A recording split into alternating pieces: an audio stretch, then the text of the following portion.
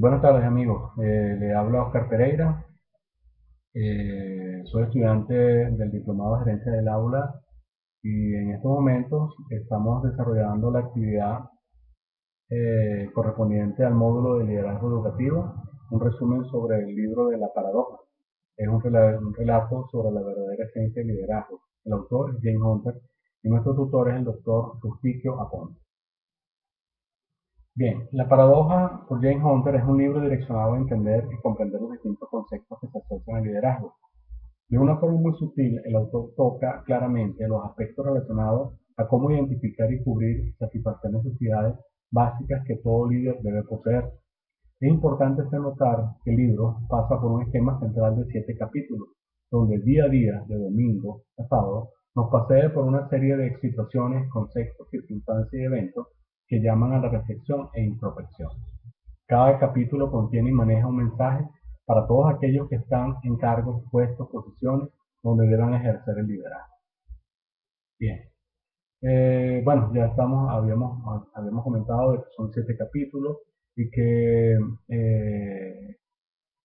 trata en esencia de ubicarlos con las construcciones y el marco donde un líder debe operar, debe funcionar, debe comunicarse, debe interactuar con sus compañeros, con su estudiante, en este caso, en el caso nuestro.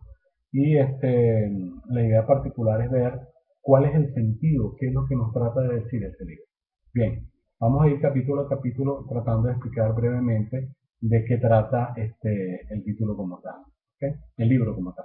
Bien, el primer capítulo habla sobre las definiciones, son los conceptos, el marco donde todo líder debe conocer esquemas y conceptos fundamentales que debe aplicar a su día a día. ¿Okay? En este capítulo el autor nos habla sobre algunos conceptos que el ser humano como líder debe tener, siendo estos entre otros los siguientes: líder, liderazgo, influir, arte, principios y valores, comportamiento, autoridad, gestión, relaciones humanas y el término más importante de este libro, el concepto más importante donde se centra todo, es en el concepto de servir. Servir no de funcionamiento, sino de servir de servicio. ¿Okay? Bien, hace un recuento en este capítulo sobre estos términos y hace ver en sus relatos y experiencias de todos los conceptos más importantes que todo líder debe tener presentes y en cuenta para poder manejar y controlar los principales aspectos de cualquier relación. Como vimos, el capítulo 1 habla sobre las definiciones, el capítulo 2 habla sobre el paradigma antiguo. Este capítulo trata de enfocar y hacer entender los beneficios que puede traer el cambio de paradigma. Entender por qué se hacen esos cambios, ir de un paradigma antiguo a un nuevo paradigma. Aquí se explica mucho sobre los modelos piramidales de la organización, indicando que su punto mayor de apoyo está en la base. Eso es el paradigma antiguo. Y lo que con ese modelo lo que se busca es satisfacer la punta de la pirámide. En el cambio, en el capítulo anterior siguiente, vamos a ver cómo esos cambios pueden ser beneficiosos efectivamente. Bien, en este capítulo también habla sobre lo que evidentemente es el cambio de paradigma. El esquema se invierte y busca cambiar la mentalidad de todos los involucrados, llevándolos a un compromiso de servir. ¿Recuerdan el concepto de las definiciones de servir?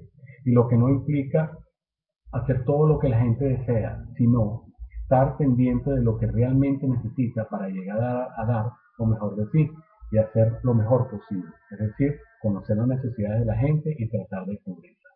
¿Okay? Es en el capítulo 2. En el 1 hablamos de definiciones, en el 2 hablamos del cambio en el paradigma antiguo. ¿Okay? En el capítulo 3, ¿verdad? Vamos a hablar sobre el modelo. A lo largo de este capítulo todo se circunscribe al tema del liderazgo y cómo los personajes de historia y famosos lo han empleado.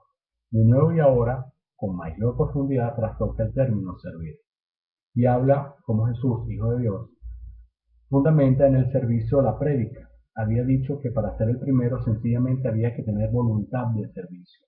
¿Okay? El liderazgo que perdura en el tiempo está fundado en influencia o autoridad, y la autoridad siempre se funda en el sacrificio por aquellos a los que servimos. Asimismo, muestra cómo Con el ejemplo se puede hacer que todos empujen hacia el mismo sentido. Acá se reafirma varias palabras que todo líder debe tener y debe manejar, entre ellas el amor. Se concluye en este capítulo que el modelo de liderazgo de servicio entonces consiste en una pirámide invertida. ¿Recuerdan lo del paradigma antiguo? Que la base era la parte más gruesa de la pirámide. Acá en este modelo la idea es que el fundamento esté en el líder y el líder es el ápice de la pirámide. Lo que quiere decir, ¿verdad? Que al invertir esa pirámide se apoya en el vértice donde se encuentra la voluntad, porque el liderazgo requiere esfuerzo, compromiso y amor. Bien. En el capítulo 4 habla sobre el verbo. Para este punto, se busca cómo poder aplicar y expresar el concepto en toda la extensión del verbo amar.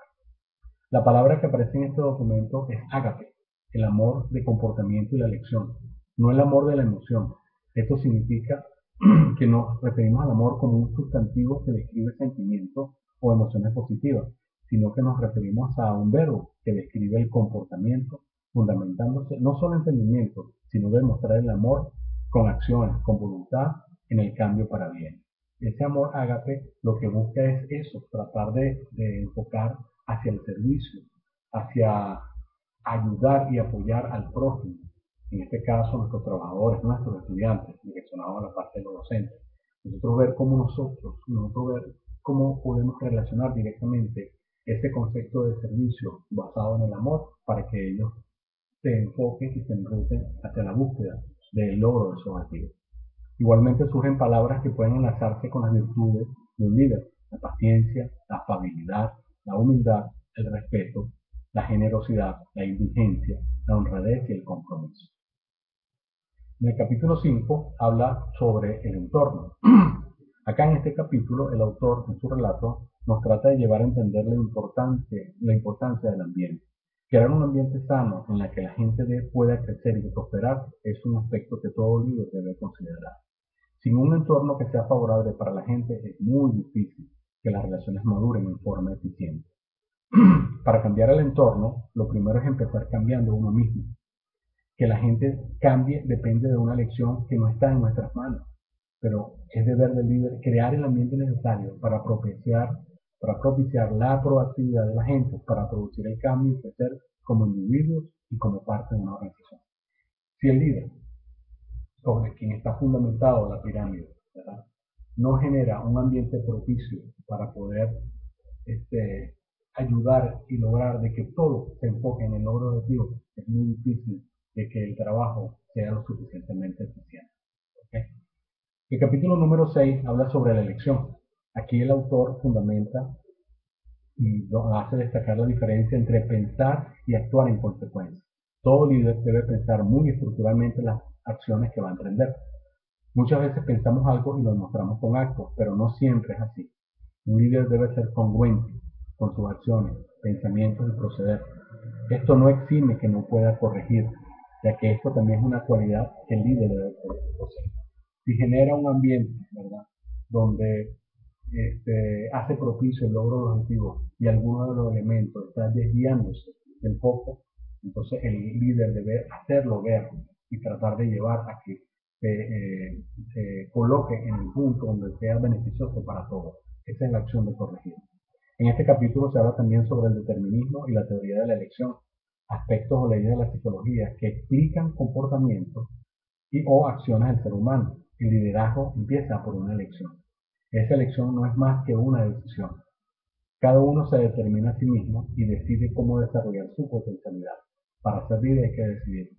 Si hablamos de amor en ágape, ¿verdad?, que es esta decisión de servir al otro, ahora con este proceso de elección que conlleva a una decisión para que el liderazgo sea efectivo, debe determinarse a sí mismo de que esa decisión que se está tomando sea en función hacia el colectivo, a que empuje al colectivo a lograr los objetivos como tal. ¿Okay? El capítulo 7 y último habla sobre los resultados. En esta última parte del libro se busca que todos veamos los distintos resultados y comportamientos que se puedan obtener en el proceso de elección de ser un líder o no, Es importante enlazar cada concepto que define el líder. en acción hacia el prójimo, servir, amar, influenciar, dar lo mejor de sí, felicidad, esfuerzo, un término, entre otros, que siempre serán bien vistos en un líder. Esto genera confianza, ascendencia y sobre todo seguridad. El líder debe transmitir seguridad. No se puede perder el foco del objetivo y ver cómo cubrir siempre las necesidades de ser suplidas. Un buen líder piensa en positivo y es proactivo, no reactivo. Eso contagia a que el trabajo o labor a cumplir se haga y se realice de la manera más eficiente. Bien, nosotros podemos concluir con todo esto, ¿verdad? Que tomando como un ejemplo de vida, se puede mostrar un liderazgo ideal, ¿ok? El libro enseña distintas formas y maneras como afrontar, manejar situaciones que ocurren en el día a día. La paradoja de que hay que liderar para servir se muestra en todos sus efectos y en particular en las organizaciones que poseen sus luchas para poder obtener la mayor suma de productividad, tranquilidad, operatividad y funcionalidad. Esto pasa porque existe una cabeza, un líder, que en este caso guía hacia el logro del objetivo sin perder el manejo del aspecto humano y sobre todo la sensibilidad a las situaciones del ser.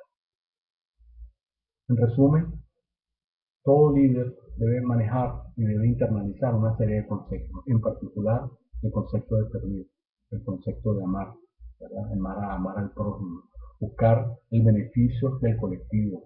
Si ese líder empuja a todos en el mismo sentido, en la misma dirección, pueden lograr los objetivos. Crear un ambiente propicio es parte y función de que el líder debe generar. Bien, le agradezco mucho el ser tutoriado por el doctor Eutiquio Gómez. Mi nombre es Oscar Pereira y este es el resumen de la paradoja para el diplomado de gerencia del aula en el módulo 4, liderazgo.